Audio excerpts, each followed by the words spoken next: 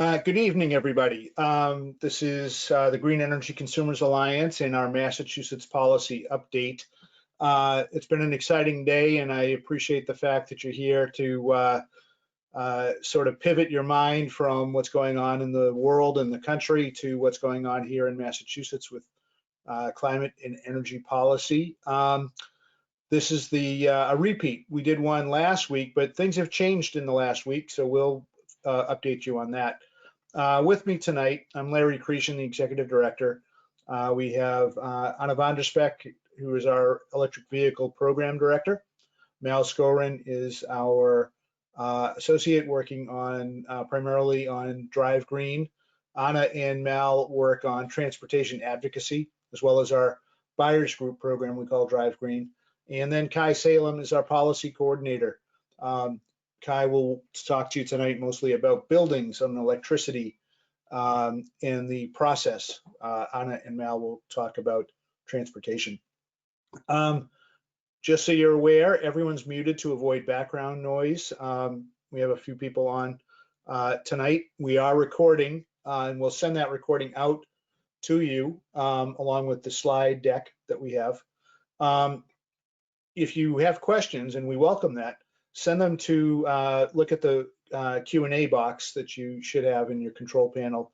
And we're going to try to run through the slides in about a half hour, maybe 25 minutes, and then we'll answer questions at the end. Mal will sort the questions to the person who might be able to best answer the question. Next slide. So who are we? The Green Energy Consumers Alliance. We are a nonprofit organization. We were founded in Boston 39 years ago. We have offices now in Boston and Providence, serving mainly Massachusetts and Rhode Island, but we do some work in other states. And our mission is to harness the power of energy consumers to speed the transition to a low carbon future. We do so, when we think of an energy issue, we try to decide, should we run a program that consumers can tap into, or should we advocate for public policies on that issue? And oftentimes we do both. And so tonight we're going to be talking mostly about the advocacy of our work. If you want to know more information about our programs, you can go to our website, greenenergyconsumers.org. Next slide. And so there's two big climate stories that we'll be talking to you tonight about. On December 30th, the Baker administration released as required by law, a clean energy and climate plan to get us from here through 2030. The Global Warming Solutions Act required that plan to be in place by the end of December. And we'll explain to you tonight what's in that plan, because there's a public comment period, and your involvement could help make that plan better. They will finalize the plan probably in March, after we get through the public comment period, which runs through February 22nd. On the same day, the Baker administration released a 2050 decarbonization roadmap study with a lot of technical data that tells us how maybe we could get to reduce emissions sufficiently by 2050. And with that, a lot of the components were pulled into the Clean Energy and Climate Plan for 2030. Then a few days after that, the Massachusetts legislature released and passed a bill, Senate Bill 2995, an act creating a next generation roadmap for Massachusetts climate policy. A lot of us weren't sure that was going to get passed on time in the close of the session. They did, maybe a little bit too late, because unfortunately the bill was vetoed by Governor Baker. We think that's a very bad thing, and we'll explain that in a few minutes. The issue here, the legislature passed it in both the House and the Senate with an overwhelming majority, not quite unanimous, but pretty darn close. And under ordinary circumstances, if they had passed the bill even just a week earlier, the governor could have vetoed it, and then they could have overridden the veto because they had the votes to do that. But they passed it with just a few days left in the session, and there was no time for them to override the veto. So it's essentially what's called a pocket veto in the legislative business. and so it is not yet law. And so we'll be talking tonight a little bit more about how we can get that bill passed again. Now, it has been refiled. We were very glad to see that the House Speaker and the Senate President came out quickly after the veto to say they would do that. They've already done it. And so now we're hoping that it will pass in the not too distant future, meaning like in the next 2 weeks, if possible. So with that, I will turn it over to Kai, who will go in a little bit more on some of the climate bill highlights. Thank you, Larry. So although the bill was vetoed, we want to talk a little bit about what was in it, because this bill is not gone. As Larry mentioned, it has already been refiled, and we want the bill to pass as soon as possible, and far before the end of the session, so it can be overridden as needed. The governor's veto can be overridden. The climate bill does a few different things. One of the most important things is that it sets 5-year emissions limits starting in 2025. This goes beyond the existing emissions limits by starting at 50% reduction in 2030 and goes to 2040 a 75% emissions reduction. In addition, the bill adds limits by sector. It has limits in electricity, transportation, buildings, natural gas distribution and service, and industrial processes. This is important because it means that we can't fall behind in any one of these categories or in any 5-year period. We have to stay on this path, doing better year after year and reducing our emissions. The bill expands the required procurement for offshore wind. This will help us get our electricity as green as possible, as fast as possible. It creates new protections for EJ communities. Something that green energy consumers worked really hard on is getting energy efficiency standards in 17 appliances. So that finally passed in this climate bill, and it increases the renewable portfolio standard by 3% every year between 2025 and 2029.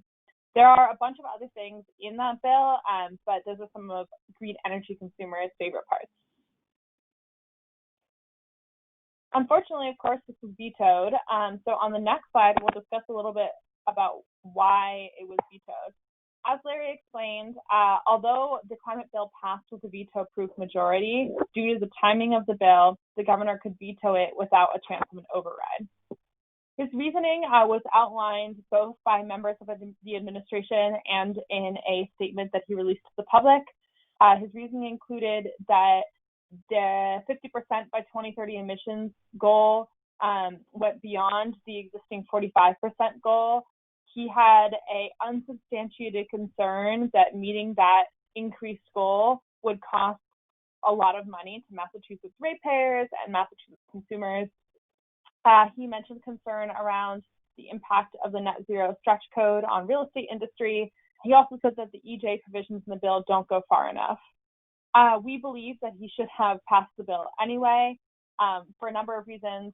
One, that $6 billion cost is unsubstantiated and does not include all of the many benefits of reducing emissions faster than we might do otherwise. The net zero stretch code, his own clean energy and climate plan includes similar language. And finally, all EJ organizations and communities, many people had gathered together to work towards these provisions. And now that he has vetoed the EJ protections, we're left with nothing. So we hope to see the climate bill passed in the near future.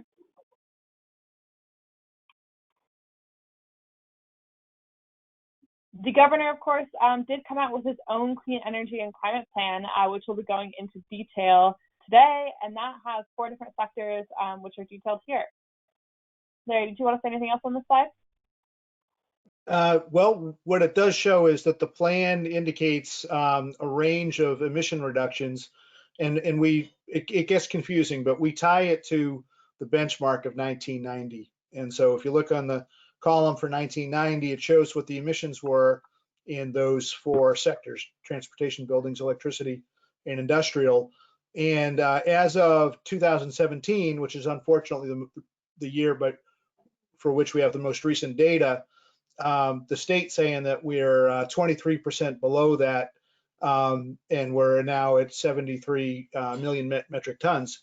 And we have to keep going, and the governor's plan has a thinks that they can get to a 45% reduction. But if you look at the range, there's a possibility that it would get us to 48% reduction. That's interesting. That's a pretty good progress on a straight line to reducing emissions by 2050 to the level that we want. We'd like to see more, though, and the legislation that Kai referenced had us at 50%. And we don't see that there's a big difference between 48 and 50%. That's really frustrating to see why the governor would claim that to be one of the reasons he would veto the bill. We'd like the plan to go deeper than 50%, but again, we think it's definitely worth going the extra 2%. And we'll get into a little bit of suggestions on how we can make the plan better and possibly get to that. But we at least need to get to, well, what the statute will say, because the bill will pass, I think, at 50%. And so each one of those numbers in the 4 sectors will have to be bumped up a bit.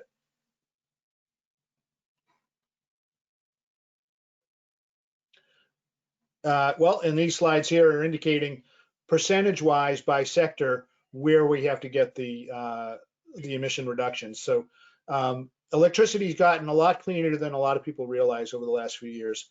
Oil and coal are out of the mix pretty much, almost entirely, replaced by a combination of lots of more renewable energy and hydro and natural gas. But going forward, we really have to affect transportation and buildings. And so there'll be something to say about electricity for sure, but there's some real interesting action in transportation and buildings. With that, we'll go to Anna to talk about transportation. Thanks, Larry. So before we jump into the details of the Clean Energy and Climate Plan itself, we wanted to briefly set the scene. So right now, transportation is the largest source of greenhouse gas emissions in Massachusetts. It recently overtook electricity generation because of all the progress Larry just mentioned on that front. Within the transportation slice of the emissions pie, light-duty vehicles are responsible for the most emissions. They're responsible for 58% of the sector emissions. And that means that they're really the best place to target, or the first place to target, for emissions reductions. The problem with transportation is that it's quite challenging to reduce emissions because there are so many market actors. In the electricity space, you have a limited number of generators that you have to work with to bring down those emissions, but there are 5 million passenger vehicles and trucks in Massachusetts, and that's a lot of individual decisions that need to be changed. On the right, we took a graph straight out of the Clean Energy and Climate Plan, and what we really wanted to point your attention to is that the emissions that the administration sees, or the emissions reductions, sorry, that the administration sees, are coming all out of the dark green bar at the top, and that is the light duty part of the transportation pie. So you'll see that reflected in the strategies that they put forward. So if we go to the next slide, the Clean Energy and Climate Plan determines that we need to reduce our transportation emissions by 8 million metric tons of carbon dioxide emissions by 2030. And the plan puts forward 6 distinct strategies that work together and overlap a little bit to result in those emissions reductions in the 5 slices of the pie that you see on the right. The biggest slice of the pie by far is electrifying light-duty vehicles. So the plan says that in order to reach this 8 million metric ton reduction, we need 750,000 to 1 million EVs on the road in Massachusetts by 2030. At that point, that would be 17% of the light-duty vehicle fleet, and that means that by 2030, half of the cars that are sold in Massachusetts need to be electric.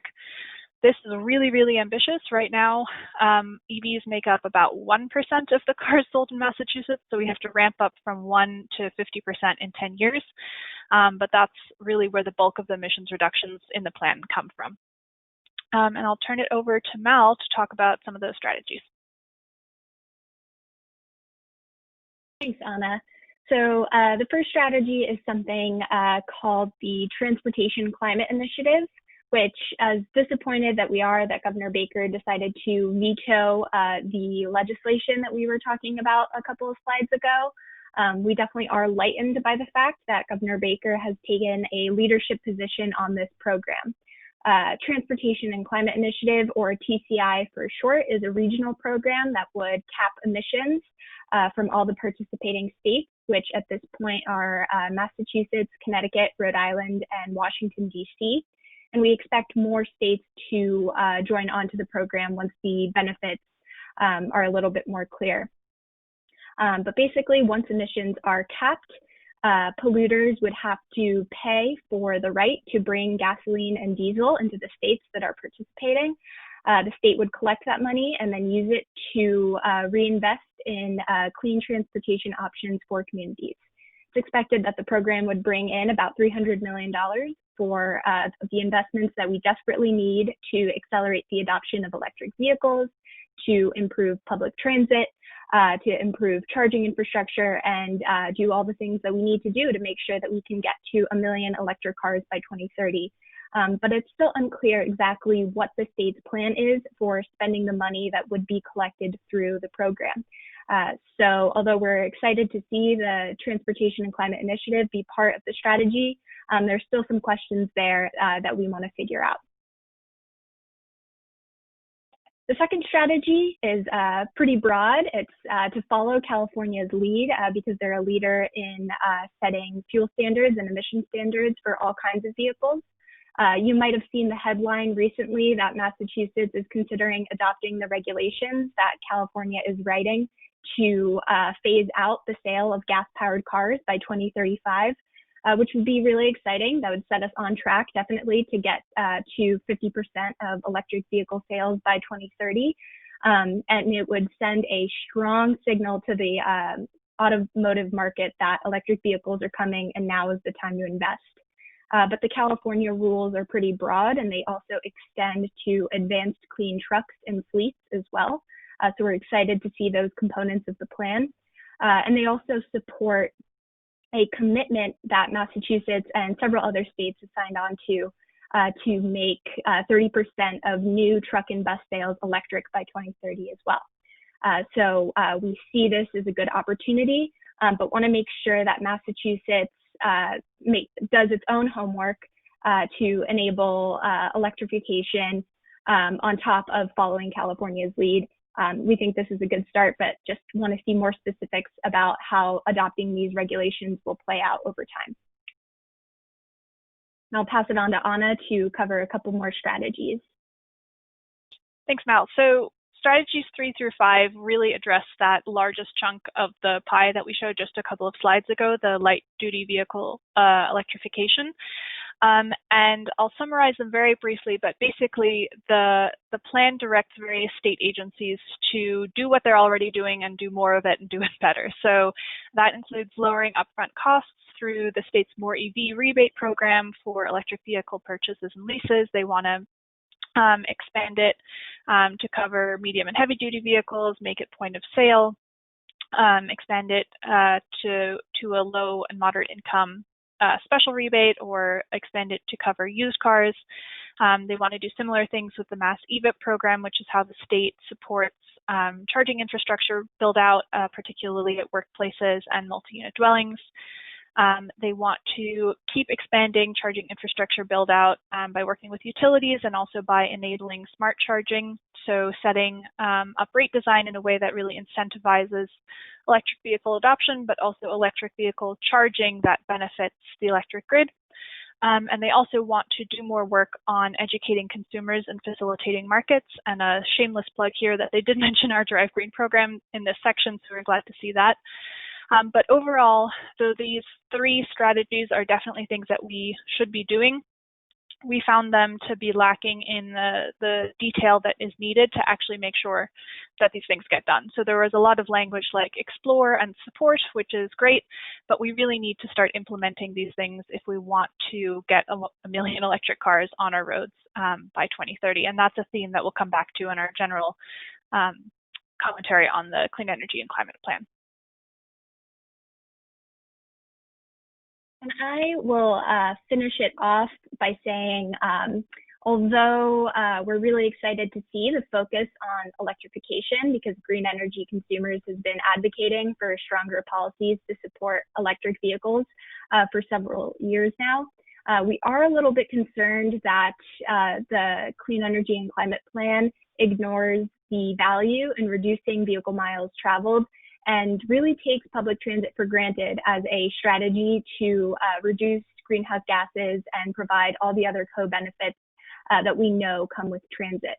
So even though the final strategy is to stabilize the growth of vehicle miles traveled and to promote alternative modes of travel, this is really, this component of the plan has taken a back seat, and we think that not enough attention is given to transit. We want to see a little bit more focus on electrifying transit buses and school buses, as well as making the investments that we need to improve transit for folks that either can't afford a car, don't want one, and folks that rely on transit. So we will make that a focal point of our comments once we finalize those. And we will be having a blog post coming out that dives a little bit more into the transportation section. So be on the lookout for that if you're interested in this piece. Great. So on to buildings, which are the biggest source of emissions in Massachusetts, 39%, according to the Clean Energy and Climate Plan. And the goal with buildings, if we can go to the next slide, is to get to, of course, net zero emissions from the building sector by 2050.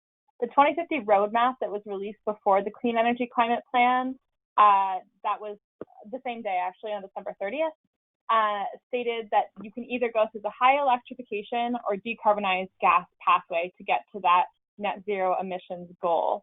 However, between now and 2030, the good news is that whichever pathway we go through, we support the high electrification one. It's the same foundational strategies that we need to take to get there.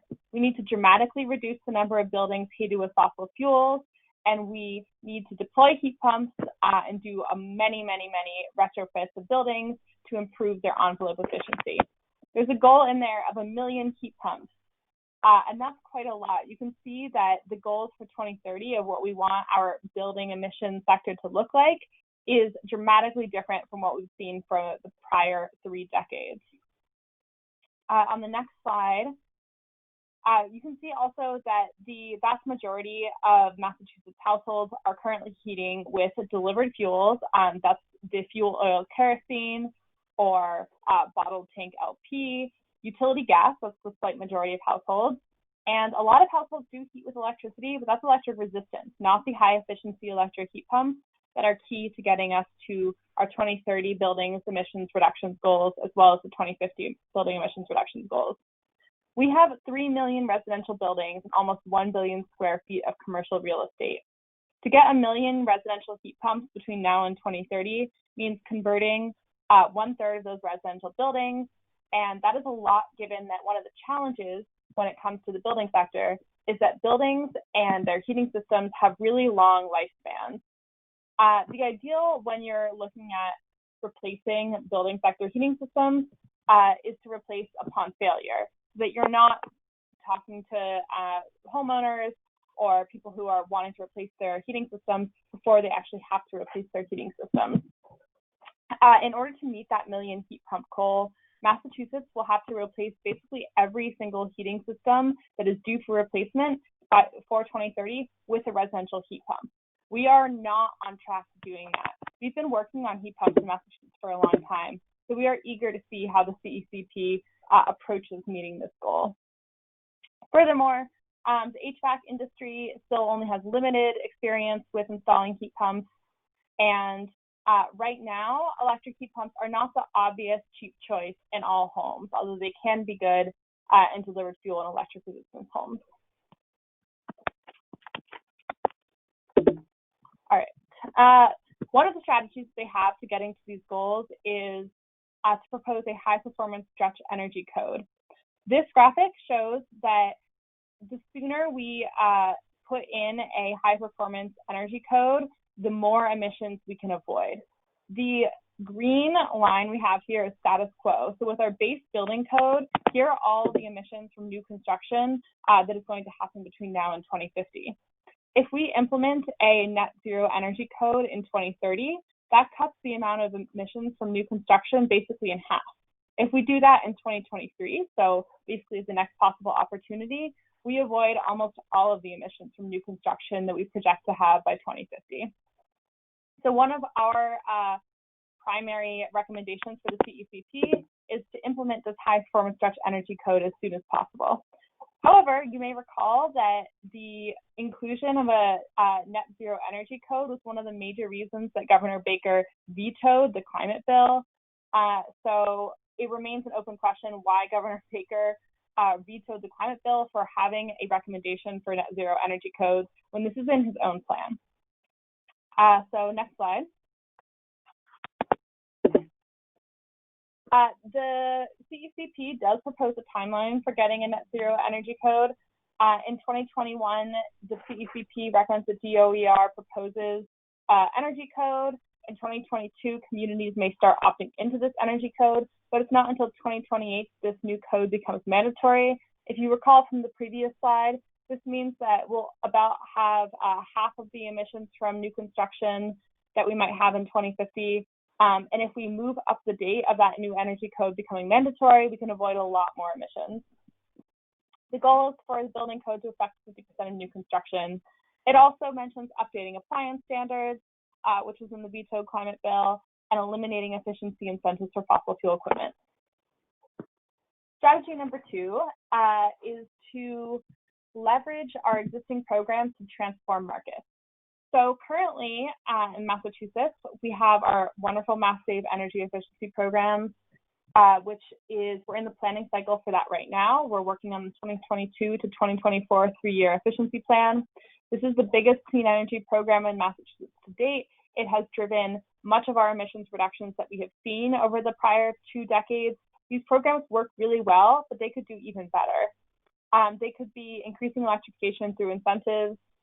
We need to start phasing out fossil fuel heating system incentives by 2024. And the CECP also discusses the need to align the utility company incentives with decarbonized heating goals. In addition, the CECP mentions that Mass CEC, the state's innovation center for clean energy, will create pilot programs of workforce development.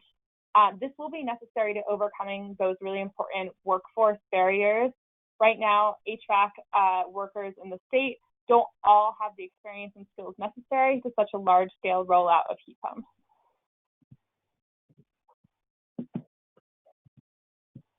Finally, these 2 strategies together are not going to get us to those emissions goals. So the CECP proposes an emissions cap for heating fuels. It does not give a lot of detail on this. One thing we'd like to see from a second draft of the CECP is a lot more detail on what this emissions cap could be. Instead, it kind of kicks the can to the Commission on Clean Heat, which it proposes to set up by May 2021. This is a commission that we hope to be on, working towards clean heat in the Commonwealth. The commission will consider utility business models, determine what exactly an emissions cap could look like. This could be in the mold of TCI or RGGI that caps emissions from the heating sector, from the building sector, and creates a revenue stream for clean heating before 2030. The commission will also address some of the other barriers that we expect to see. In summary of the building sector strategies, we need to take a least cost approach. We need to time heating system replacements with preferably when existing heating systems are failing, and align efficiency with heating upgrades. We get 72% of the emissions reductions according to the plan from this 1 million heat pump goal. Another 22% of emissions reductions could come from greening of our existing fossil fuel heating systems. This could be driven by the heating fuels emissions cap, and an additional 6% of emissions reductions from energy efficiency, appliance standards, and avoided emissions from new construction from the net zero energy code. Of course, to green up our transportation sector and heating sector, both of these sectors rely on electricity. So we need to be fueling our electric vehicles, our electric heating systems with green electricity. In a lot of ways, this is a sector that we've already done the most work on.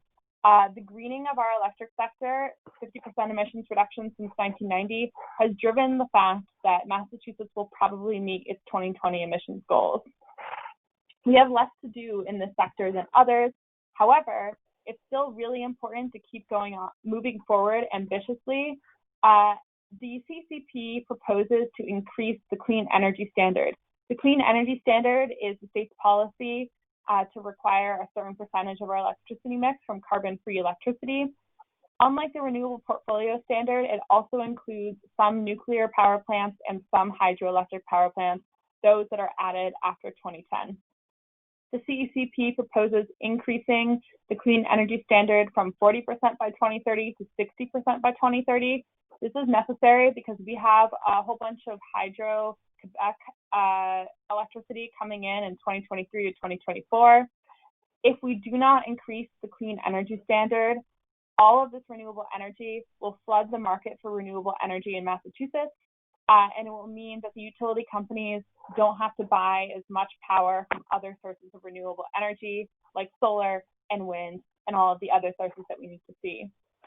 In addition, we expect a lot more offshore wind to be coming in. We expect 2 more gigawatts of solar between 2025 and 2029.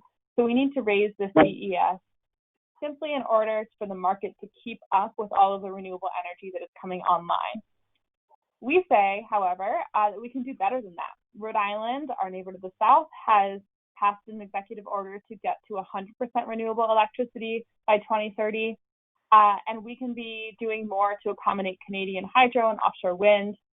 So let's increase the CES to 45% or more by 2023 when the Hydro Quebec electricity comes to Massachusetts, and go even further, maybe to 100% by 2030.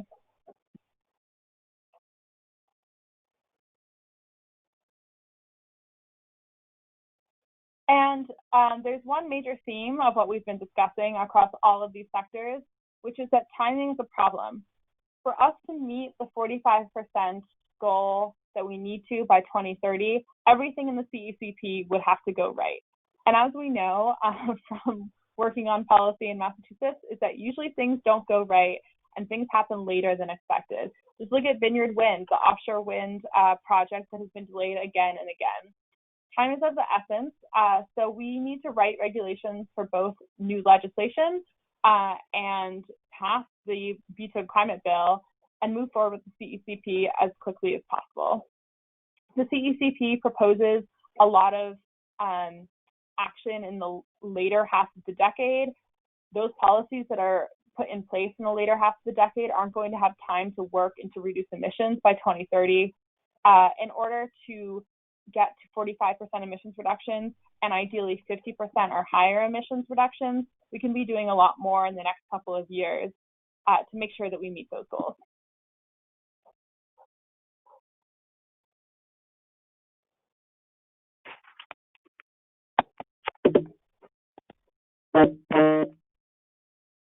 So I'll jump in here on this one. Some people have asked us to describe the economic and health impacts of the Clean Energy and Climate Plan. And probably the best place to look for that data is in the companion document, which is the Decarbonization 2050 Roadmap. And what they said was in that report, in order to get to net zero emissions, reducing emissions by 85% at least by 2050, and then somehow sequestering the last 15% to get to net zero, that we would be shifting from burning fossil fuels for electricity and for homes and for transportation, using more, getting to electrification, using renewable energy, primarily offshore wind, solar, and the Canadian hydro we just talked about, that all that would be just a slightly more expensive than if we did nothing. But the benefits would be enormous. We would create a lot of jobs. It would help grow the Massachusetts economy because we'd be shifting our spending on energy from stuff that goes mostly out of state to stuff that would mostly stay in state. And so the economy overall would be better, even if we're spending a little bit more on energy. But there would be significant positive health impacts that would be in the billions per year. That would be way more than the additional cost of going to the clean energy route.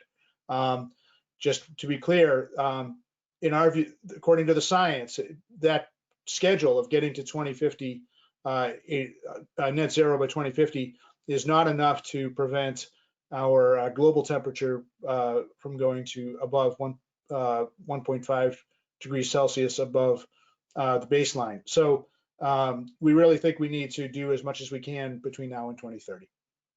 Next slide.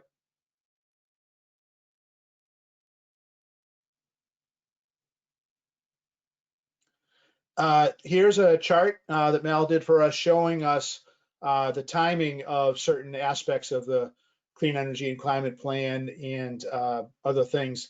So over here on the left-hand side is where we are right now. We're being optimistic that Governor Baker will sign the Climate Roadmap bill as one of the next things to do in January, February. If he doesn't, we could say, well, that'll be overridden, hopefully. And then the Clean Energy and Climate Plan will be finalized in March. And then color-coded, the items in orange are building related, the items in blue are transportation related, and then the items in green, the clean energy standards will be reviewed. And then because of the, if the law passes as we expect, the executive office will have to set a limit on emissions for 2025, which we think will be very important, and that'll require this whole clean energy plan to be even further modified to achieve a 2025 goal. Next slide. So that's a busy year for 2021. If we could go to the next slide, Mel. In the years ahead, there's even more. And so we'll send out these slides to show you the kinds of things that would happen. But as you can see, many things that are in the plan would actually be implemented over the next several years. What we're a little bit concerned about, as we've described, is that some of these items may not even be approved for a few years, and then it'll take a while for them to take effect. And in some areas, we think they're very good ideas, like the heating fuels emissions cap or the phasing out of gasoline-powered cars. But if those things aren't done fast enough, then we don't see how we'll hit the objective of 45 or 50% by 2030. And next slide.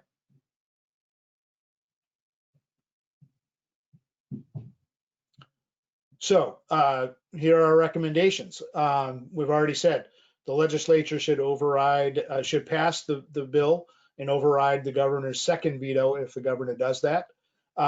We certainly we think the Clean Energy and Climate Plan needs to go to 50% by law when it passes, but we'd like them to look at that anyway.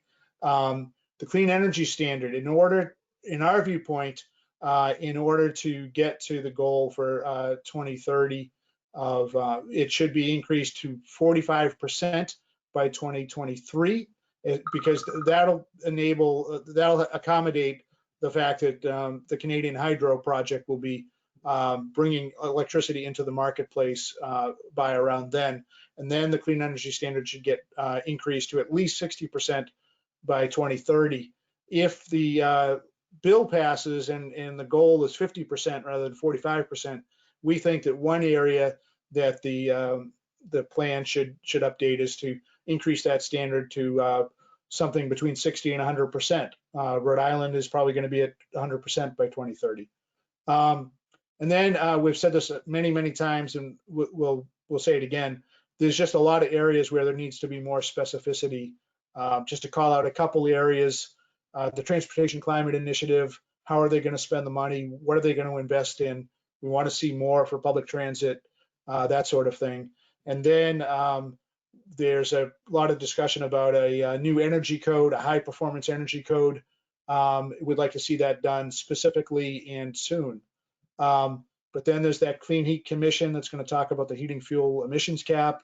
The Masave program has to decide within a year what sort of plan it'll have for 2022 to 2024. Those details are important. And then there's this other thing called the low carbon fuel standards that applies mainly to trucks and to diesel fuel. Those details are very important, and if they're not done right and soon, then the goal won't be met for 2030. Next slide.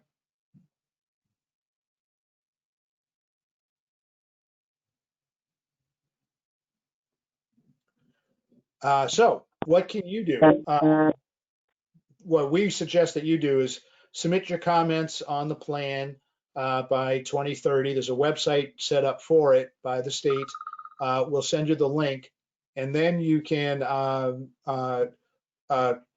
when the climate roadmap bill is refiled, you can support that by telling your legislator that you're in favor of it. But we think it's in pretty good shape in the legislature. So we're really trying to focus now on the clean energy and climate plan. We'll all be doing some more issue-specific blog posts about transportation and buildings and the clean energy standard in the next 10 days, probably. Look for that in our www.greenenergyconsumers.org/blogs. We'll write more about that. So we are happy now to take some questions, and we'll answer them for as long as it might take. You can email us as well. It's our first name at greenenergyconsumers.org if you want to do that. So Mal, you're watching questions for us? Yes, I am. And we have a bunch of good ones coming in, but please don't be shy if you have a question, because we do have plenty of time to answer them. I'll start off with one question about regional collaboration. So is there any Massachusetts climate legislation or initiative that attempts to partner with New Hampshire, Maine, or Vermont to reach some specific goals? If so, how can we learn more? I think there's an element there where the plan does contemplate working with the other 5 New England states to, we're all part in New England of a 6-state New England electricity power pool. And that there are some ideas that if we work better together, we can reform the wholesale market for electricity so that it puts the thumb a little bit better on the scale for clean energy. Right now, it's sort of weighted towards fossil fuel generation, quite frankly. And so there's some discussion about that. We're hopeful that there can be improvements there. That is more of a regional thing than a state-specific thing. But then I think also, Anna or Mal, you could talk to the Transportation Climate Initiative is trying to pull in states from Maine to Virginia, but not all New England states have signed on yet, right? Yeah, absolutely. I can speak a little bit to that. So as we know, transportation in New England doesn't stop at any of our state's borders. The region's economy is interconnected, and so are our transportation systems. And so the Transportation and Climate Initiative program that I talked about currently has Connecticut, Rhode Island, Massachusetts, and Washington, D.C. as part of it. But there are about 9 other states that are still participating and helping to form that program. And we're hoping that they decide to sign on as well. So if you live in New Hampshire, Maine, or Vermont, and you'd like to have your state participate in the program, you can advocate for that with your local leaders, and that would be a big help. But some of the other things that I had mentioned, like the regional MOU to get 30% of truck and bus sales to be electric by 2030, that's something that's regional, and you can voice your support for that as well. And as a point of clarification, there was a question about whether the $300 million that we expect to bring in from TCI, whether that's an annual figure or just for Massachusetts. And I'm happy to clarify that. So the program will bring in $300 million annually for the states and Washington, D.C., which are participating currently. Since Massachusetts has the most drivers of those 4 jurisdictions and is responsible for the most number of miles and consumption of fossil fuels, of those, the state will receive the lion's share of that $300 million. But it is an annual figure, so we can expect that money to be reinvested year after year for the 10 years that the program is going to be in effect. As a follow-up question, Larry, you mentioned that we need to put our thumb on the scales for renewable energy development. There's a question about if generation costs and capital costs for wind and solar and storage are coming down, why wouldn't the market spontaneously seek them out for providing electricity? Why would they still pursue dirty sources if the clean sources are cheaper?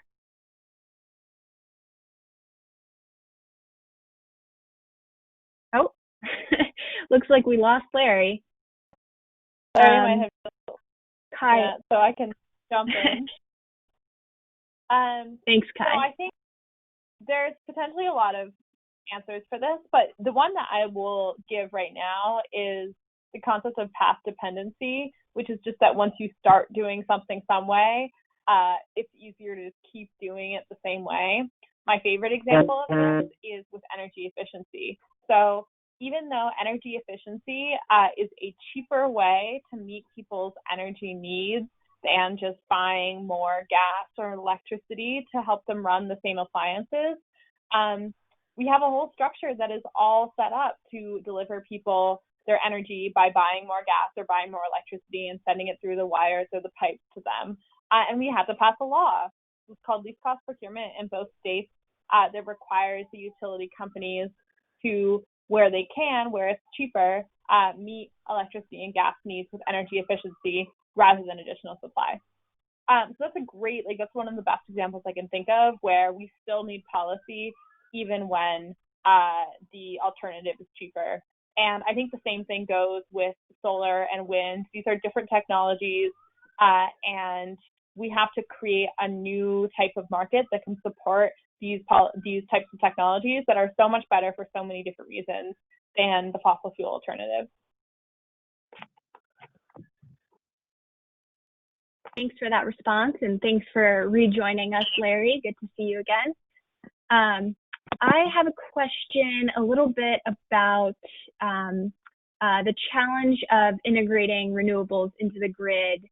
So the question is, how do we solve the challenge of firming the power on the grid to make sure that all the additional offshore wind and solar that we're adding, which are intermittent, unlike the power generators that we're used to.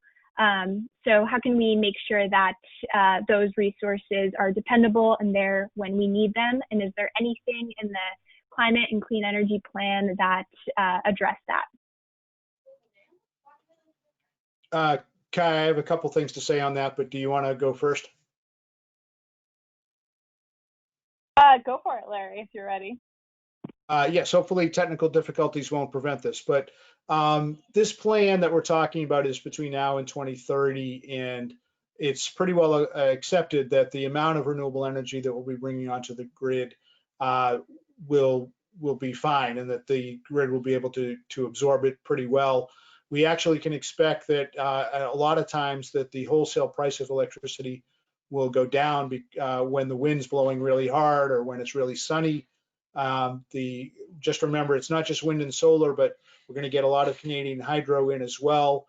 And what Massachusetts also has is a pretty strong commitment to energy storage. That was something that was not a big deal many years ago, but it is now, and that will gradually come on, so that when there are, and more when renewable energy projects are built, whether it's wind or solar, it could be a project at your home, putting kilowatts of solar on your roof, or it could be a massive wind project that more and more they're being coupled with some storage to take that electricity and hold it for maybe the next day for when demand will go up to be needed for that. We also believe that as the electrification happens with things like electric cars, that there are ways of timing the charging of the electrification so that it doesn't impose a substantial burden onto the grid. So it'll be, all those things will develop gradually, and we think that they'll continue apace through 2050.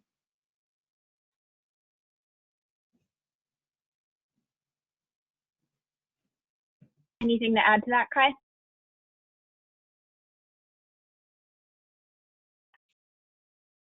Oh, looks like you're muted. Yeah, not much. I think the main points are that we're seeing costs really come down dramatically on storage. It is an expensive prospect right now, but by the time that we really need it, 2030 and beyond, it will make a lot of sense and make everything run really smoothly. I guess I'll just add one fun fact, which is all the data is showing that the more offshore wind we put on to the grid, that really matches the need in New England for wintertime electricity. It really blows and produces a lot of power on cold nights in January and February, and that's going to help a lot.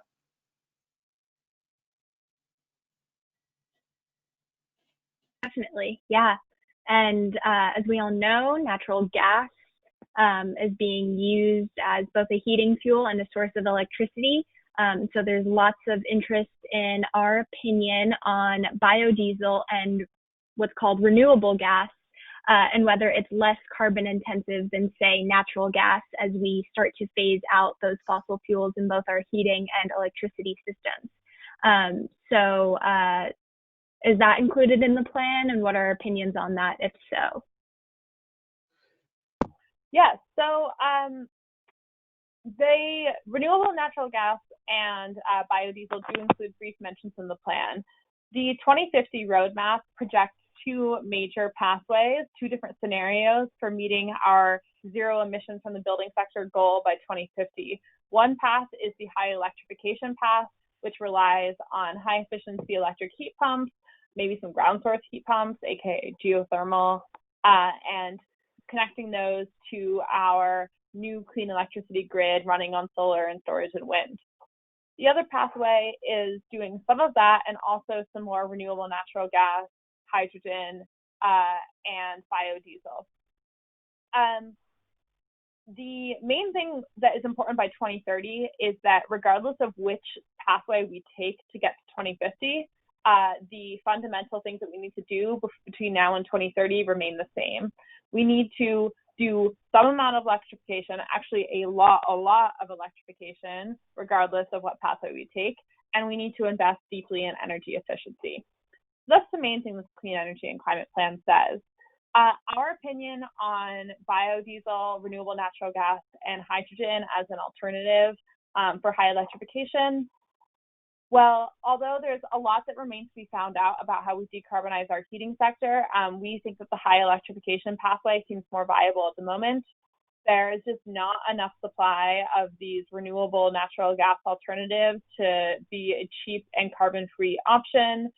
We know the high efficiency electric heat pumps combined with efficiency work well. And we also think that keeping the natural gas distribution system around just to be able to do this, that causes a lot of problems down the line with our aging infrastructure. So right now we want to double down on efficiency and electric heat pumps, which is what the CECP suggests by 2030, as we find out more about our technology options in the future.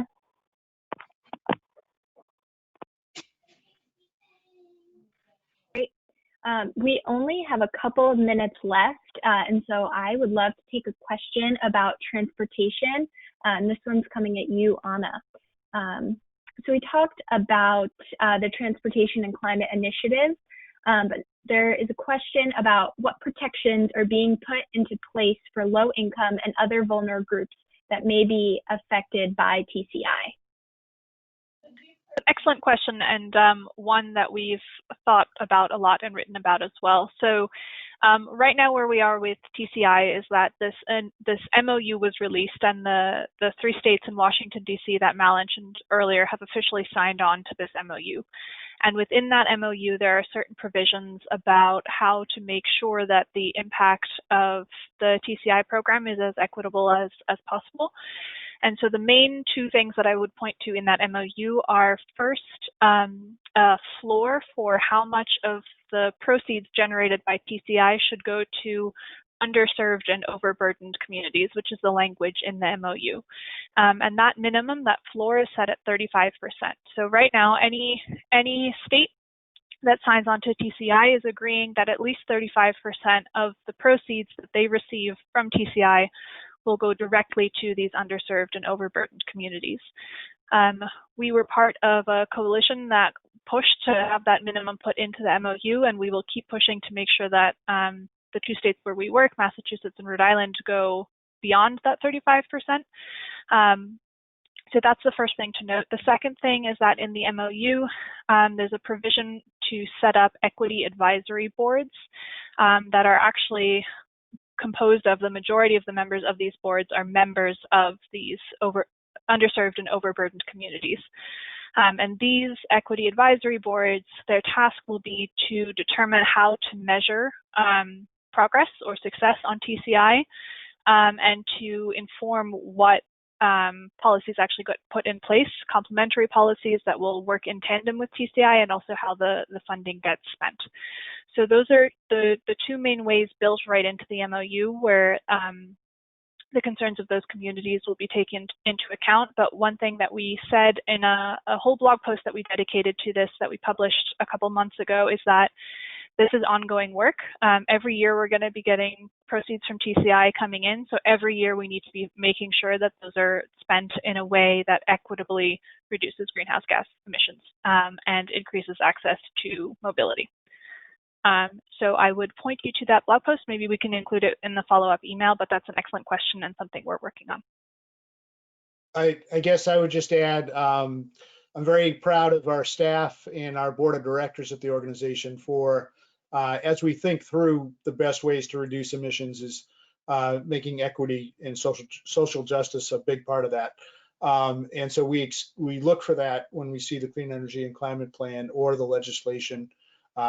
We had something to do with we were a small part of a coalition of other groups that worked for the environmental justice parts of the climate bill that was vetoed, and we hope it will get brought back.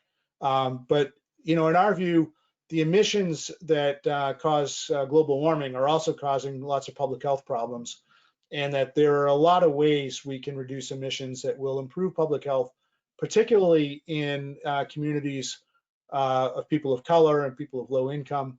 And we want to be aggressive in that area. And that's in the area, again, of the Clean Energy and Climate Plan. We were somewhat disappointed. There were some pages in the plan where they definitely do acknowledge the fact that they want the plan to be equitable. But on the specifics, we're looking for more, and in particularly on transportation and public transportation. Thank you, Larry. So my watch is reading 8:30. So if you would like to, and I think that was a great note to end on, especially after a historic day like today. So if you'd like to close it out, please go ahead. Well, folks, right now it's prime time, and I think that there's some inaugural celebrations on the tube if you're interested. And so it's a big day in that regard at the federal level. But climate policy is not just at the federal level. It's not at the international level. It is at the state and local level. And so we thank you for being part of this webinar. You can participate in the process as we described. We will send you an email with links to how you can make your voice heard on the Clean Energy and Climate Plan and on the climate bill. We'll have the slide deck. We'll have the recording. And we hope that you'll engage with us going forward. We have a lot more webinars coming up in the next few months, and you can look at those and sign up for them at greenenergyconsumers.org/events. But one final note, it's my job, I have to do this.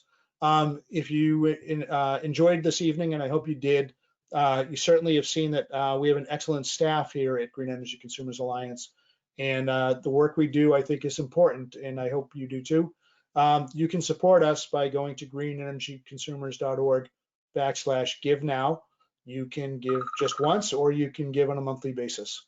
And with that, I wish you a good night and a great 2021.